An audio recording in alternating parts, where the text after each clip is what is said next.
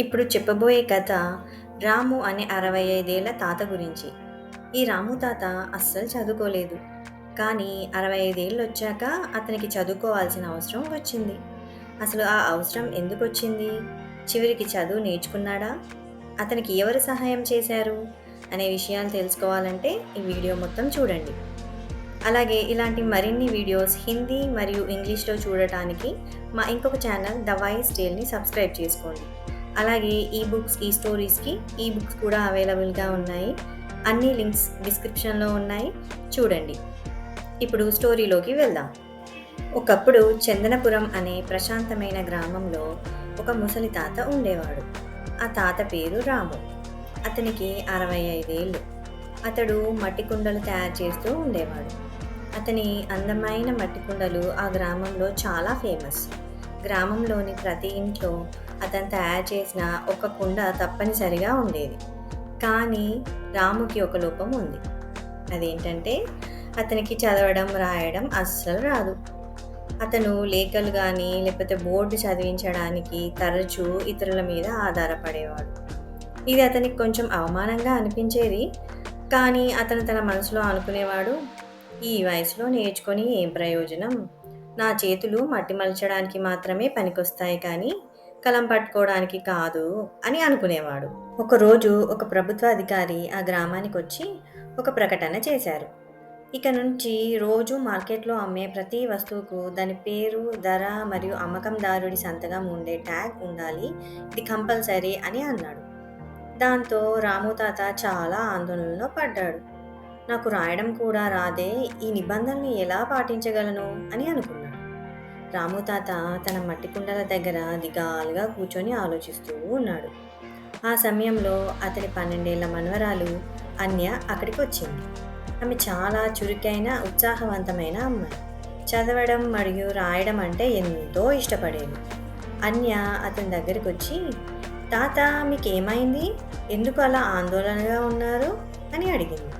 అప్పుడు రాము తాత తన సమస్యను వివరించాడు. అన్య కొద్దిసేపు ఆలోచించి తనకున్న నమ్మకంతో ఇలా చెప్పింది.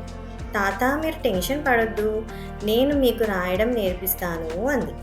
కానీ రాము తాత వెనకడుగు వేశాడు.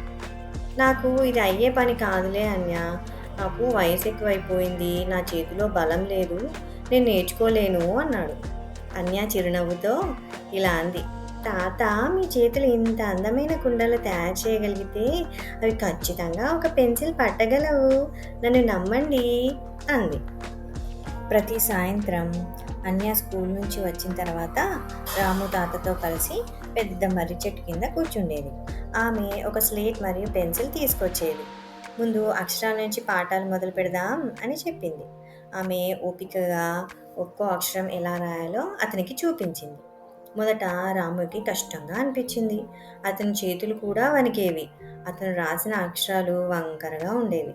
కానీ అన్య అతనికి నిత్యం ప్రోత్సాహం ఇస్తూ ఉండేది. అతను తప్పులు చేసినా కూడా పర్వాలేదు, మీరు బాగా చేస్తున్నారు తాతయ్య, ప్రయత్నించండి అని చెప్పేది. రోజులు గడిచే కొద్దీ రాముకి ఆత్మవిశ్వాసం పెరుగుతూ వచ్చింది. ఒకరోజు అన్య అతనికి ఒక సర్ప్రైజ్ పరీక్ష ఇచ్చింది. ఆమె ఒక ఖాళీ ధర ట్యాగ్ తీసుకొని మీ కుండ పేరు, దాని ధర మరియు సంతకం రాయండి అని చెప్పింది. రాము తాత పెన్ పట్టుకొని వణుకుతున్న చేతులతో ఆ ట్యాగ్ మీద రాయడం ప్రారంభించాడు. నెమ్మదిగా ఎంతో శ్రద్ధగా రాము తాత వివరాలన్నీ రాశాడు. అతను పూర్తి చేసిన తర్వాత అన్య ఎంతో ఆనందంతో గట్టిగా క్లాప్స్ కొట్టింది. మీరు చేశారు తాత, మీపై నాకు ఎంత గర్వంగా ఉందో తెలుసా అని చాలా సంబరపడింది. ఈ మాటలు విన్న రాము తాత ముఖం వెలిగిపోయింది. తన మనవరాలి సాయం వల్ల సాధించిన విజయంతో చాలా సంతోషించాడు.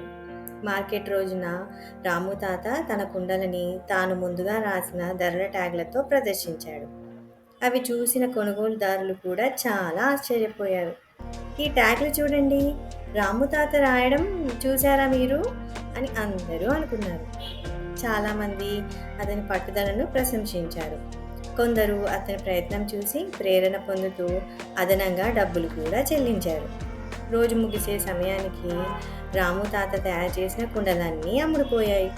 వచ్చిన డబ్బులతో ఇంటికి వెళ్ళినప్పుడు అతని ముఖం చిరునవ్వుతో వెలిగిపోయింది. అతని కళ్ళలో కృతజ్ఞతాభావంతో కన్నీళ్లు కూడా వచ్చాయి. రాము తాత చేసిన ప్రయత్నం ఒక్కసారిగా అతని జీవితాన్నే కాదు, గ్రామ ప్రజలకు కూడా ఒక స్ఫూర్తిగా నిలిచింది. ఆ సాయంత్రం రాము తాత అన్యను ప్రేమగా హత్తుకొని, "అన్య, నువ్వు నాకు జ్ఞానమే కాకుండా ఆత్మవిశ్వాసం మరియు ప్రపంచాన్ని కొత్త కోణంలో చూడగలిగే శక్తిని ఇచ్చావు" అని అన్నాడు. అన్య చిరునవ్వుతో మాట్లాడుతూ, "తాత, చదువుకోవడానికి వయసు ఎప్పుడూ అడ్డు కాదు. మీ మీద నాకు ఎంత గర్వంగా ఉందో" అని చెప్పింది. ఆ క్షణంలో రాము తాతకి జీవితం కొత్తగా స్టార్ట్ అయినట్టు అనిపించింది. అన్య అతని జీవితంలో వెలుగులా మారి మార్పు తెచ్చింది. అలా రాము తాత యొక్క కథ మనకి ఒక గొప్ప పాఠం నేర్పుతుంది. ఏదైనా కొత్త విషయాన్ని నేర్చుకోవడానికి వయసు ఎప్పుడూ అడ్డంకి కాదు. పట్టుదలతో మరియు సరైన మార్గదర్శకత్వంతో మనం ఏదైనా సాధించగలుగుతాము. రామయ్య గారి మనవరాలు అనే ఈ మంచి కథను విన్నందుకు ధన్యవాదాలు. మరిన్ని ఇంట్రెస్టింగ్ కథల కోసం లైక్ చేయండి, షేర్ చేయండి మరియు సబ్స్క్రైబ్ చేయండి. మర్చిపోవద్దు, ఈబుక్స్ కోసం కామెంట్ సెక్షన్లో ఈబుక్స్ అని కామెంట్ చేయండి. త్వరలో మళ్ళీ ఒక కొత్త కథతో కలుద్దాం.